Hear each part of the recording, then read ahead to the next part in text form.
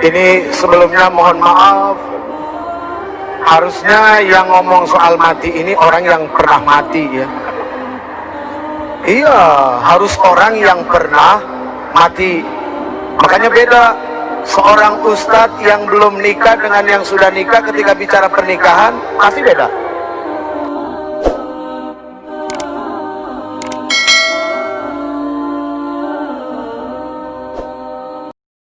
Hadirin yang insya Allah dimuliakan Allah, mati itu adalah indah. Mungkin timbul pertanyaan, Uje, tahu-tahu anda maneh sok tahu sotoy.com, mana ada mati indah? Yang sudah-sudah lihat orang pada mati, tahan nafas, keringat bercucuran, kaki gemetar. Bahkan ada yang mengatakan seperti ribuan tebasan pedang. Mana ada yang indah? Dari mana sisi indahnya? Jawabannya sederhana, ibu bapak. Misalnya hidup kita yang susah ini, setiap kesusahan kita selalu terjawab. Kita butuh nasi, tiba-tiba ada orang yang ngirimin nasi, tapi orang itu tidak pernah mau tahu, tidak pernah mau dikasih tahu, dan tidak pernah mau diketahui. Di saat kita butuh bayaran untuk anak sekolah, tiba-tiba orang itu bantu kita lagi.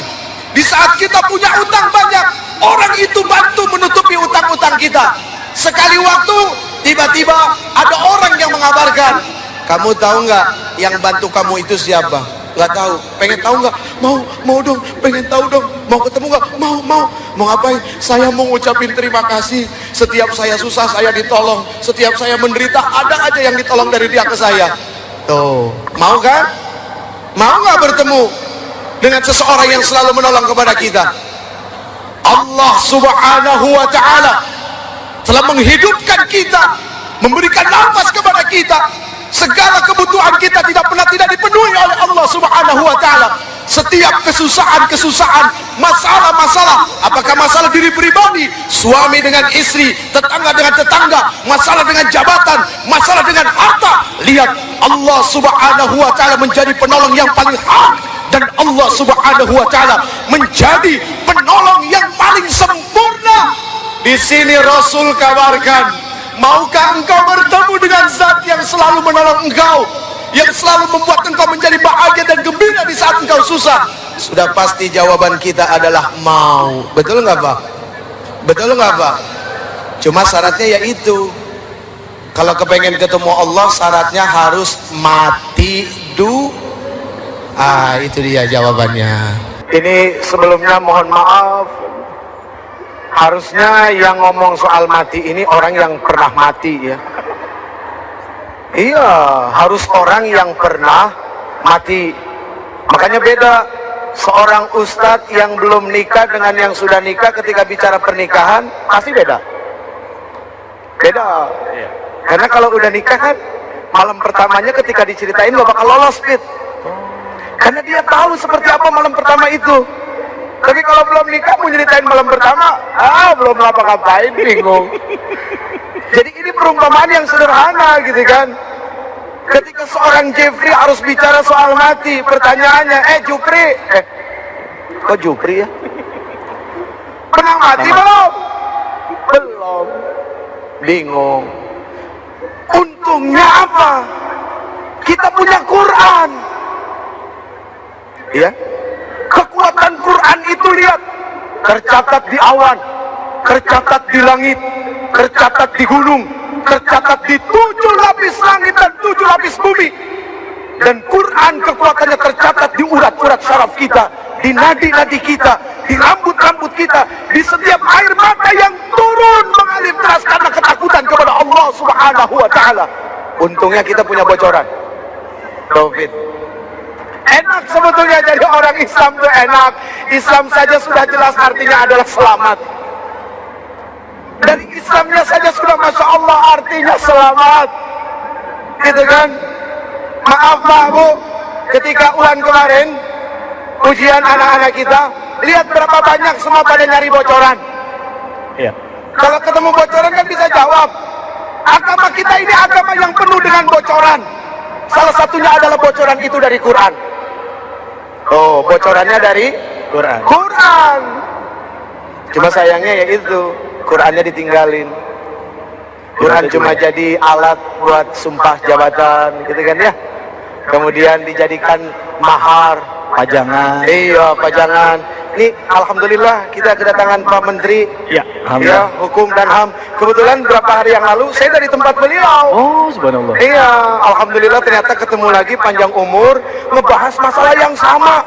Subhanallah. Ya. Itu, masya Allah, alhamdulillah. Pak Menteri sehat, Pak Menteri. Ini Pak Menteri yang soleh. Amin, insyaallah. Ya, amin ya Rabbal. Amin, insyaallah. Amin ya Rabbal. Amin. Bocoran ini saya dapat bukan dari Pak Menterinya, dari orang kanan kirinya, beda. Kalau dari Pak Menterinya kan berarti narsis.com kan gitu ya. Tapi ternyata dari orang di luar Pak Menteri yang ngomong. Pak Menterinya di sini ustadz, jadi maunya ngaji melulu, kayak begitu. Ya,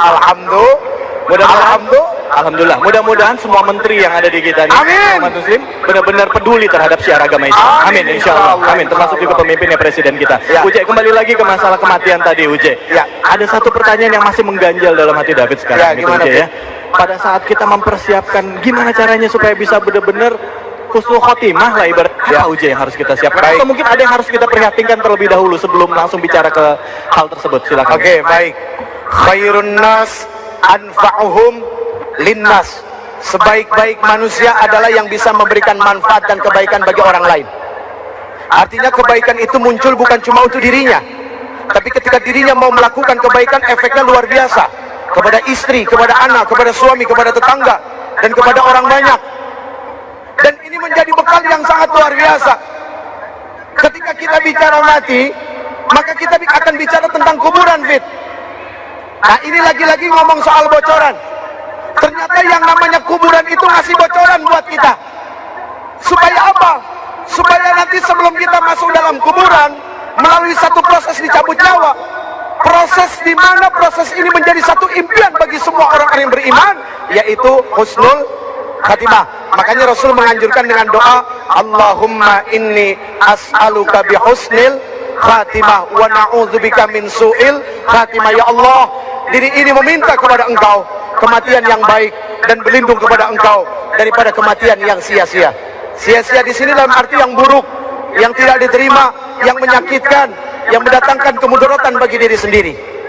Rasul itu hadirin tidak kurang lebih dari 20 kali sehari mengingat kematian. Rasul itu Rasul. Bayangin Pak, Bu, pemirsa di seluruh tanah air, Rasul yang maksum, yang sudah dijamin surganya, tidak akan disentuh oleh api neraka. Dikubur sudah pasti penuh dengan kebahagiaan yang sangat luar biasa. Beliau setiap hari masih mengingat mati, sehari kurang lebih dari 20 kali.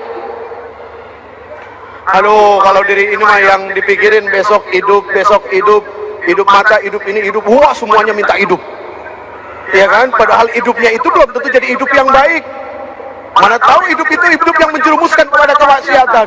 Tapi Rasul Shallallahu Alaihi Wasallam, ya Allah ya Karim, begitu sangat rendah hati dan pemalunya kepada Allah Subhanahu Wa Taala, sehingga rasa malunya itu dibuktikan kepada Allah. Apa? Dengan mengingat kematian sehari nggak lebih kurang dari 20 kali. Aktsiru dzikra azimil ladzat. Banyak-banyaklah kalian mengikat pemutus kenikmatan. Apa itu pemutus kenikmatan? Yaitu tadi, Fit, yang biasa kumpul sama suami, tiba-tiba besok udah nggak sama suami. Bu, masih ingat nggak malam pertama dengan suami? Masih? Coba, Uje, mohon maaf. Coba nanyanya sama yang di depan, Uje. Yang mana? Yang ini yang baju pink. Itu istri saya. Nanya aja. Kalau itu sih nggak usah istri yang jawab, gua aja yang jawab, Fit. Masih ingat malam pertama Masih? Malam pertama pengantin sudah dilalui. Nanti insya Allah malam pertama di alam kubur. Serius? Itu akan dilewati masa di mana kita akan menjadi malam pertama di alam kubur. Lihat malam pertama di alam kubur. Istri menangis, kesepian, tak ada lagi suami yang menemani. Anak-anak menangis, yang biasanya ada ayah, yang dicium tangannya, didengar kalimatnya, sekarang tak lagi ada. Ini malam pertama di alam kubur dan masih banyak lagi. Indonesia tidak kurang dari berapa puluh ribu masjid, ditambah dengan musola, belum di perkantoran-perkantoran, belum di mal-mal. Ini Masya Allah ya. Ayo mumpung masih hidup ke masjid, minimal kalau jauh usaha buat di rumah ada tempat sholat. Kita boleh meniru agama yang lain kalau kita bicara baik. Dalam arti meniru ini begini Fit, maaf ini jangan sampai salah ya. Kita lihat ada beberapa agama di depannya ada tempat ibadahnya Fit, gitu kan? Apakah kita tidak malu yang mengaku bahwa agama ini adalah agama yang benar, tapi di rumahnya tidak ada tempat untuk sujud kepada Allah Subhanahu wa Ta'ala?